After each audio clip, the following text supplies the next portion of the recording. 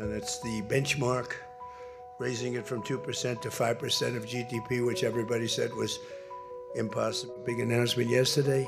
Toyota is leaving Mexico, and they're going to build one of the biggest car manufacturing plants in the world in Texas. But we want to thank you very much. We've had a tremendous time and I think a great success. And we just concluded a very successful NATO summit here in Turkey. And I want to thank President Erdogan, who's really a great man. He's a great leader. He's a friend of mine, been a friend of mine for a long time. He's a strong person, a very strong personality, and that's why he runs such a successful and good country, and really a great, I would say, a great country. Militarily, he's very powerful. People leave him alone, but he's really done a fantastic job. And from the moment we got off the plane, you look at the airports were beautiful. They built a new terminal for our arrival. Everything was beautiful. And so I just want to thank President Erdogan, who's done a fantastic job in Turkey. And I also want to thank NATO Secretary General Mark Rutte. Mark is an extraordinary person, smart, great leader. It's not easy leading so many leaders like that. Got a lot of leaders, and they're strong personalities, every one of them. And Mark does an unbelievable job. Couldn't find anybody better. I just want to say there was tremendous love in that room. The press got to see the sitting, but they didn't get to see the speaking. And I actually said, it's too bad the press couldn't see this, because every one of them spoke for a little while, and I spoke for a little while. And it's a lot of speeches. We kept it short, but it's too bad the press couldn't have seen what we were doing in that room, because it was very smart people, and they have a lot of good in their heart, not evil, good. And they're doing a great job for their country. The world is doing well.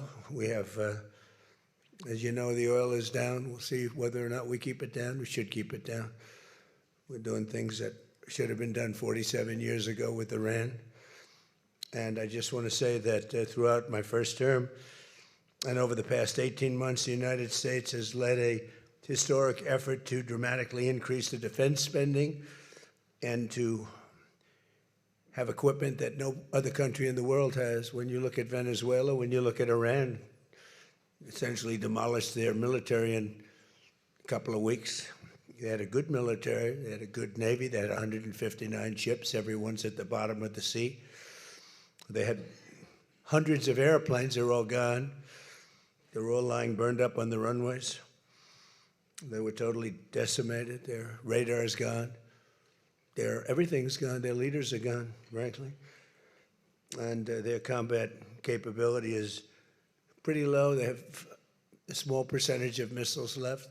They have some of the launchers, missile launchers left, call them launching pads, but most of that's been destroyed too. So we have the strongest military in the world by far, not even close, everybody admits it. Last year's summit in the Netherlands was great also, and we achieved an unprecedented agreement to increase the annual defense spending, and it's the benchmark, raising it from 2% to 5% of GDP, which everybody said was impossible. And now they're all thanking me, and most of the countries have agreed to it. We have a couple of that didn't, but I have a feeling they're going to, and pretty quickly.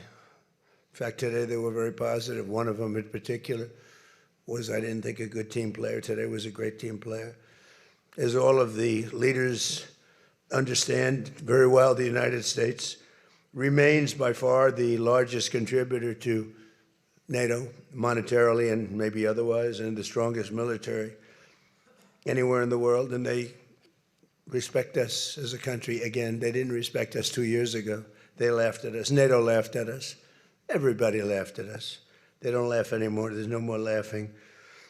This year we invested a record $1 trillion in our armed forces, and we're going to be asking for $1.5 trillion coming up. We have the money being spent on the best equipment anywhere in the world.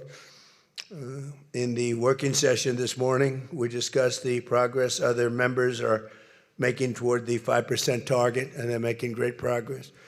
Many of these countries are very rich, by the way. We don't have to feel sorry for them. But it doesn't mean they're properly protected. There's a big difference. Some have truly answered the call, and others are making big changes and will be answering the call. I think I can say in all cases they're going to be answering the call. And we'll be taking in over $1 trillion a year toward defense.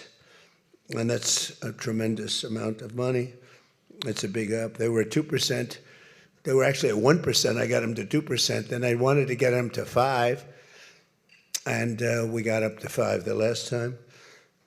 And they're, just again, if you could have seen the respect and the love in the room, and it's love really for the country, for our country. I don't want to say me because you'll say, oh, he's so conceited. He's such a conceited person. But they do. I mean, they like the job I'm doing. They said, we love you. These are grown people saying that. Isn't that nice? Maybe, I don't know, maybe they're trying to get to me. And in a way they did, because there was tremendous unity in that room. And I urge all nations to accelerate their plans to get the benchmark as quickly as possible. The benchmark is going to be that 5% number. That's the number it should have been for years. As a result of the commitment we achieved last year, defense spending of other NATO members surged by more than almost $150 billion in 2025, and much of that money is being spent on American-made equipment. They all want American-made equipment. We're pushing very hard to have the defense companies, and they're great. We make the best equipment, the Patriots and the Tomahawks, and everything we have is considered to be the best. Not by me, it's everybody wants it. I wish we made it faster because we could sell as much as we could make. And as you know, I had Lockheed and every one of the companies, all of the companies, which are Raytheon as an example, Boeing. So many of those great companies are now building plants. They had big plants, but they were using them 24/7. I said, that's not the way to do it. You have to build more plants. You don't have to just go overtime. No tax on overtime, remember that, please? No tax on overtime. Those people are happy. But they were doing literally 24 hours to get the Tomahawks done and the Patriots done and all of the other defensive and offensive equipment done. It's the most sought-after equipment in the world. You saw that with Venezuela, where they had a lot of great equipment. It wasn't ours, and it didn't work. Our equipment works, but we have to produce it faster for other countries. For everybody, including ourselves, we have to produce it faster. So we think within a year and a half max, we'll be, instead of waiting for a year or 2 years, we'll be having it on a 2-week wait, maybe a 1-week wait. That's what I want. And it'll do really well. A lot of people are, just waiting. They're waiting. They want to get this defensive equipment, maybe in particular the defensive equipment, but offensive and defense. As much of that money is being spent on American-made equipment. That's the money that the European and Canada are spending, European countries mostly, and Canada. And they're spending that with the United States, largely. And it's American-made, made in the USA, as we say. Weapons, munitions, supporting thousands of American jobs. This will increase. We have the highest number of jobs. Right now, we have the most people working in the United States that we've ever had in the history of our country. We have the biggest investment ever made, $19.2 trillion. That's 6 times more than we've ever had. Think of it, 6 times more. And what did that were tariffs. Without the tariffs, I think we would have done fine, like at about 2 or 3. The last administration had much less than $1 trillion invested for 4 years. We have $19.2 trillion invested in 1 year. We haven't gone into the extra almost a half a year, 1.5 years. Those numbers won't come out for a little while. So we have 19.2 trillion, not billion, not million, trillion with a T, invested in plants and equipment that's being built all over the country. Eli Lilly is building plants, big drug, Merck, all of them. The drug companies are building. The car companies are building like crazy. In fact, as you probably saw a big announcement yesterday, Toyota is leaving Mexico, and they're going to build one of the biggest car manufacturing plants in the world in Texas. That's because of the tariffs, because we don't mind if you build in Mexico, but if you build in Mexico, you have to pay 25% tariff.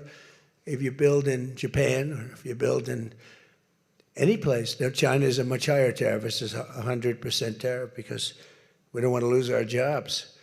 We don't want to have our workers lose their jobs. We have the largest number of plants being built for the most money ever in the history of our country. Car plants, AI plants, and all other plants, pharmaceutical plants, chips. We're not giving anything. All we're saying is, if you don't start, we'll give them 1.5 to 2 years to build their plant. If they don't have that, they have to pay 100%, 200%, even 250%. If they make a chip, or if they make a car, if they make pharmaceuticals. So the pharmaceutical companies are moving in at record levels. There's never been anything like what's happening. Let me put it a different way, put it to you in a more broad fashion. There has never been anything like has happened with this country or any other country in the history of the world. There has never been growth. There's never been manufacturing plants being built. We have so many being built. And in the big ones, like AI, some of the AI, we let them build their own electric plants. We force them to build. We don't want it because the old grid that we have wouldn't be able to supply. They need, just as an industry, more energy than the entire country produces right now, when you think about it, which is incredible. So take all of the energy that the United States produces, and that one industry, which is so big, so powerful, it needs more than that. In fact, some people say almost double. So this was my idea. I said, you can never service that. You can't reinvigorate the grid. You can make it better, but nothing like that. You wouldn't be able to build. And we're leading China in AI, in just about everything. But we're leading China in AI. Even in TikTok, I was watching somebody say, oh, the TikTok deal, it's so bad well, because they say the deal was incredible, but they think the word that gets out is bad, except the numbers just came out, and I'm number 1 on TikTok, and all I do is talk about communism, right? So it's sort of good. I used it to get elected, too. But, you have to get your word out. But the numbers came out just a little while ago, and I was number 1, some ridiculous number. I never heard of numbers like that, but number 1.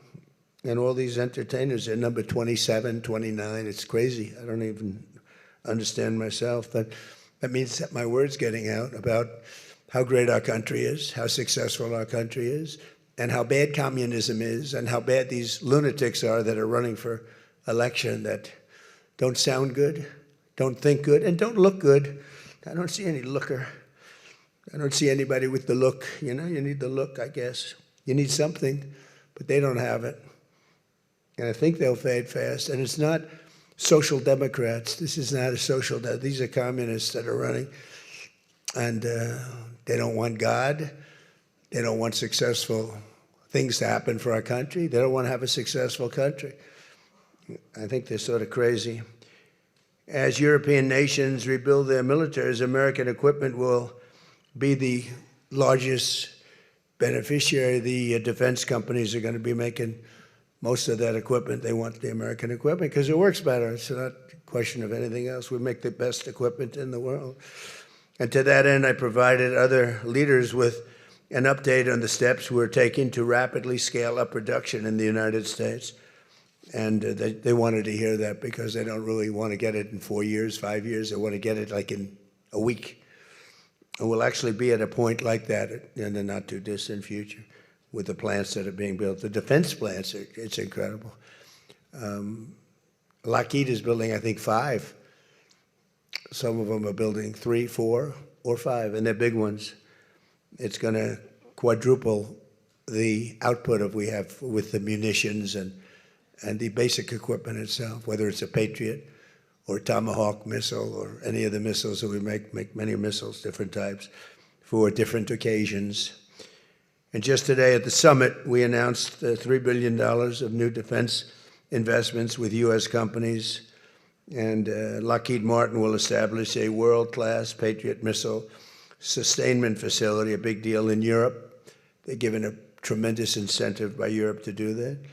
All goes to the benefit of us and Europe because they're getting the best equipment. Northrop Grumman is moving forward with the sale of advanced American drone technology. We're actually the leader in drone tech. A lot of people don't know that. We have the most sophisticated drones in the world.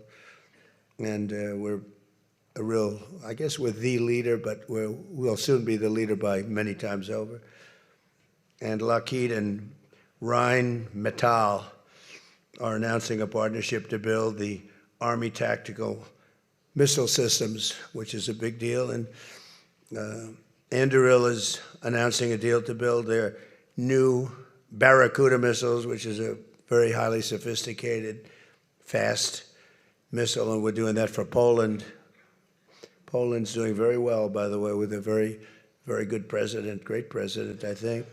All of these agreements directly benefit the U.S. defense industry and base, and what it really does is it means jobs. And again, I have to just say that when Toyota announced yesterday, I wasn't that surprised, but everybody wanted to get that. That's the largest, I think it's going to be the largest plant in the world, car plant, and they're moving into the United States. And again, they're doing that to avoid paying the tariff, because if you build your product here, you pay no tariff. If you don't, you pay a 25% tariff, depending, 35% sometimes 100%, 200%, depending on what the product is. As an example, we're doing great on steel because we charge tariffs. So now all of a sudden the steel industry, which was absolutely dead a few years ago, I revived it in my first term, pretty good. And then they blew it in the Biden term. What a shame. They just blew it right out the window. They had no idea what they were doing. And I quickly revived it at the beginning of this term, year and a half. And the steel business is through the roof. We don't even make aluminum anymore. Now we're going to have the largest aluminum plant in the world being built in Oklahoma. I love Oklahoma. 77 out of 77 counties, 3 times. And it's great. It's a great state. They're going to be building the largest aluminum plant in the entire world in Oklahoma. It's starting very soon. Over the course of the past 2 days, I had a number of excellent discussions with other leaders at the summit and held productive bilateral meetings with essentially all of them. We had dinner last night, just about all of them were there. President Erdogan of Turkey, as well as President Zelensky, and he just came in, as you probably saw, had a little press conference, and also President al-Shara of Syria, who's doing an unbelievable job in unifying Syria. What a job he's doing. Syria was a mess with what happened with the previous government, you know that. Very dangerous place, and now it's just come together. He's done a fantastic job. People are talking about it. In every conversation, it was clear that America is back, and we're stronger and bigger and better than ever before. We have more jobs, as I said, than ever before. And we're respected again like maybe never before. We are so respected as a country. That's why I wish I told the Secretary General, Mark, I said, it's too bad the press could not see what's happening in this room. You saw the big round circle with all of the leaders of all of those countries. And I don't know, I think they should allow it. The theory is that they won't be speaking quite as freely, and it won't be quite as good, but who knows? It was amazing, actually. The unity in that room was incredible. Really a love. It was sort of pretty wild. There was a love in that room that was great. So this was a tremendously successful summit. And again, I want to thank President Erdogan, Turkey, and President, so many of the presidents, prime ministers. They were all here from NATO, the NATO countries. And in particular, we have to thank the Secretary General Mark Rutte for doing a fantastic job. He really put on a tremendous, his was just something, he just He's a unifier.